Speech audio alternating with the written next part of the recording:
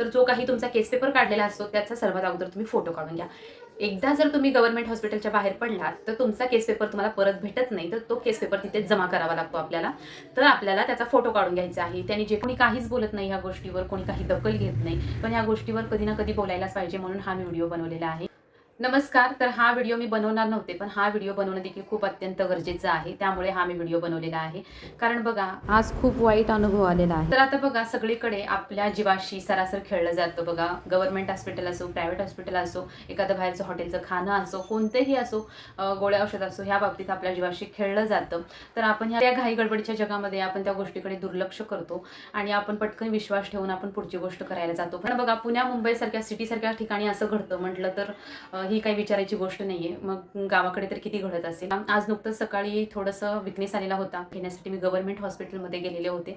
तर government hospital असो किंवा प्रायव्हेट हॉस्पिटल असो, आपल्याला छोट्या छोट्या गोष्टींची काळजी घ्यायलाच पाहिजे. आपल्या स्वतः जीवाची काळजी आपल्या स्वतःला घ्यायची आहे. तर बघताय की जे काही प्रेग्नेंट वुमन्स असतील किंवा आजी आजोबा असतील, तर आपण काय करतो, प्रायव्हेट हॉस्पिटलमध्ये जात नाही, कारण खर्च देखील खूप होतो. आपल्याला परवडणारा देखील नसतो ट्रीटमेंटचा जो काही खर्च असेल, त्यामुळे आपण गव्हर्नमेंट हॉस्पिटल चूज करतो.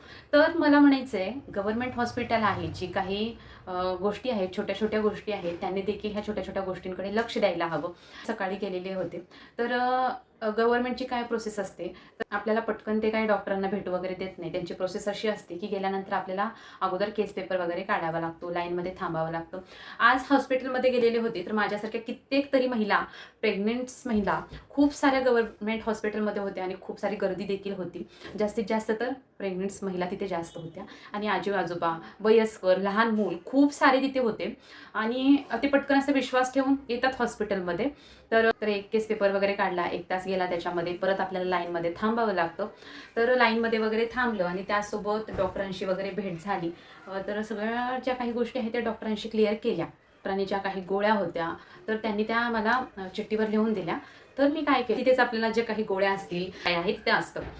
सगळ्या फॅसिलिटी जरी असल्या तर सगळ्यात महत्त्वाची गोष्ट कोणती आहे, मेडिकल वगैरे तिथेच होता. तर मी तिथे गेले आणि जी काही मॅडमनी गोळ्या लिहून दिलेल्या होत्या, तर त्या मी गोळ्या घ्यायला गेले. तिथे एक मॅडम होत्या आणि सगळ्यात महत्त्वाची गोष्ट तुम्हाला सांगते, कधीही तुम्ही जरी गव्हर्नमेंट हॉस्पिटलमध्ये गेलात तर जो काही तुमचा केस पेपर काढलेला असतो त्याचा सर्वात अगोदर तुम्ही फोटो काढून घ्या.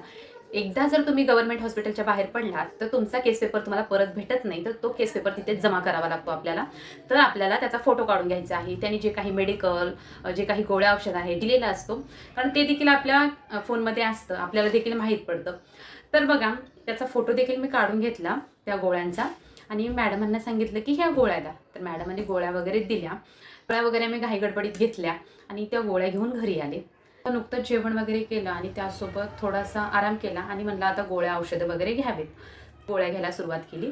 तर गोळ्या वगैरे पाहिल्या आणि त्यासोबत ना मला त्यांनी ती जी की पावडर असते ती 1 लिटर पाण्यामध्ये दिवसभर आपल्याला थोडी थोडीशी टाकून प्यायची असते. त्यासोबत त्यांनी गोळ्या देखील दिल्या मला, ज्या काही रक्तवाढीच्या असतील आणि दुसऱ्या म्हणजे सकाळ संध्याकाळच्या अशा गोळ्या दिल्या त्यांनी. तर आता तुम्हाला दाखवते मी, ती सगळ्यात महत्त्वाची गोष्ट बघा. त्या दवाखान्यामध्ये मला ह्या गोळ्या दिलेल्या आहेत त्यांनी. तर गोळ्या खाण्या अगोदर अशी एक सवय आहे, मी काही पाहिलं नाही कारण मला खूप विकनेस होता, तर त्यामुळे मी काही जास्त लक्ष दिलं नाही.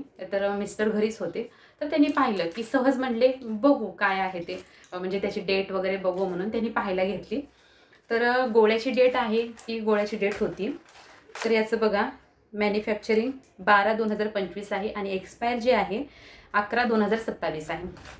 तर गोळ्या ठीक आहेत, पण सगळ्यात महत्त्वाचं म्हणजे ज्या गोष्टीसाठी विकनेस आलेला होता आणि ती जी हे त्यांनी ORSची पावडर दिलेली होती, तर इथे बघू शकता तुम्ही, मॅन्युफॅक्चरिंग जे आहे 12 मार्चचं आहे. तर इथे बघा 12 मार्च आणि ह्याची जी एक्सपायर आहे ती एप्रिलची आहे, एप्रिल 26ची आहे. एप्रिल, मे, जून, जुलै. आता बघू शकता तुम्ही, ही जी ORSची पावडर आहे तर ही आता याची एक्सपायरी होऊन 4 महिने झालेले आहेत. तर मी घरी आले. मग आता तुम्ही बघा आणि इथे जो काही आहे त्यांनी काय लिहिलेलं आहे, for use for government Maharashtra, not for sale. तर इथे लिहिलेलं आहे, जो काही त्यांचा स्टॅम्प असेल त्यांनी दिली. मी विश्वास ठेवला, घेऊन आले घरी. बरं झालं की त्या आहोंनी पाहिलं आणि म्हणले ह्याची तर डेट होऊन गेलेली आहे. तर मला तेव्हा कळलं की बापरे, म्हणलं तर हे जे काही एक्सपायरी झालेली पावडर आहे ते घेतल्यानंतर मला साईड इफेक्ट काय झाले असते, जे काही याचं इन्फेक्शन काय झालं असतं ते देखील मला माहीत नाही, पण मी विश्वास ठेवून मी घेतले असते. पण ही एक छोटीशी चूक आपल्याला खूप मोठी महागात पडते. तर अशा छोट्या छोट्या गोष्टी आहेत, ते लोक जरी बघत नसलं तर आपल्याला बघून घ्यावं लागतं. आणि ह्या गोष्टी आता काय करणार, ह्या गोष्टी मी परत गव्हर्नमेंटच्या हॉस्पिटलमध्ये जाऊन त्यांना ह्या गोष्टी सांगून देणार आहे. तर मला म्हणायचं आहे, मी एकटीच नाही आहे तिथे, अशा कित्येक महिला, कित्येक आजी आजोबा असे रोजच्या रोज रांगेमध्ये उभे असतात. तर त्यांच्यासोबत अशा त्यांच्या जीवाशी खेळलं जाणं म्हणजे आता काय बोलणार ह्या लोकांना, कारण हे त्यांचं कामच आहे. ह्या छोट्या छोट्या गोष्टींकडे लक्ष देतात. तुम्ही जो काही तुमचा इथे लेबल लावता, कनिष्ठ, वरिष्ठ, औषध अधिकारी वगैरे, तो कशासाठी लावता तुम्ही? वेळच्या वेळी गोळ्या औषधं देखील जे काही आहेत त्या नीट पाहणं देखील त्यांचं काम आहे. असं बघा, रोजच्या रोज पेशंट येतात, तर असं जीवाशी खेळल्यानंतर अशा सामान्य माणसांनी काय करायचं? तर आपण घाईच्या गडबडीच्या जगामध्ये आपण अशा छोट्या छोट्या गोष्टीकडे लक्ष देत नाही. तर बघा, अशा प्रकारची जे काही औषधं आहेत ती घेऊन आपल्या जीवाशी खूप मोठा खेळ खेळला जातो. तर मला म्हणायचं आहे, गव्हर्नमेंट हॉस्पिटल असो किंवा प्रायव्हेट हॉस्पिटल असो, कोणतंही हॉस्पिटल असो, आपण कधीही घेताना गोळ्या औषध तपासून घ्यायला हव्यात. कारण ह्या छोट्या छोट्या ज्या गोष्टी आहेत त्या गोष्टी आपल्याला जीवघेण्या ठरवू शकतात. कारण आपणच आपल्या स्वतःच्या शरीराची काळजी घ्यायला पाहिजे आहे. तर ह्या छोट्या छोट्या ज्या गोष्टी आहेत, तुम्ही देखील ह्या गोष्टीकडे लक्ष द्या आणि तुमच्या आरोग्याची काळजी घ्या. गोष्ट आहे, तर गावामध्ये किती घडत असेल. तर बघा, मला म्हणायचं, कोणीही थोडंफार वाचता येत नसेल तर तुम्ही या छोट्या छोट्या गोष्टींची काळजी घ्या, म्हणजे पुढे चलून आपला जो काही धोका आहे तो देखील धोका टळेल. तर फक्त सांगण्याचा मुद्दा इतकाच आहे की छोट्या छोट्या गोष्टीमध्ये तुम्ही काळजी घेत जा स्वतःची. आणि जे काही प्रायव्हेट हॉस्पिटल असो, गव्हर्नमेंट हॉस्पिटल असो, तर जे काही गोळ्या औषध असो, कोणतीही पावडर असो, एनर्जी ड्रिंक असो, कोणतीही खाण्याच्या बाबतीत आपल्या शरीराची आपल्याला हायगळी झालेली आपल्याला चालणार नाही आहे. तर वापरण्याची वस्तू असेल तर आपण त्या गोष्टी इग्नोर केलेला असतो, त्याला काही एक्सपायरी डेट वगैरे नसते. पण खाण्याच्या बाबतीत, आपल्या शरीराच्या बाबतीत घेऊन कोणतीही जी काही मेडिसिन असेल, कोणतीही गोळी पावडर असो, तुम्ही छोट्या छोट्या गोष्टी आहेत त्या तुम्हाला देखील कळणं खूप गरजेचं आहे. म्हणून हा व्हिडिओ बनवलेला आहे. ही हयगय करायची नाही आहे, त्यामुळे या छोट्या छोट्या गोष्टींची तुम्ही देखील काळजी घ्या.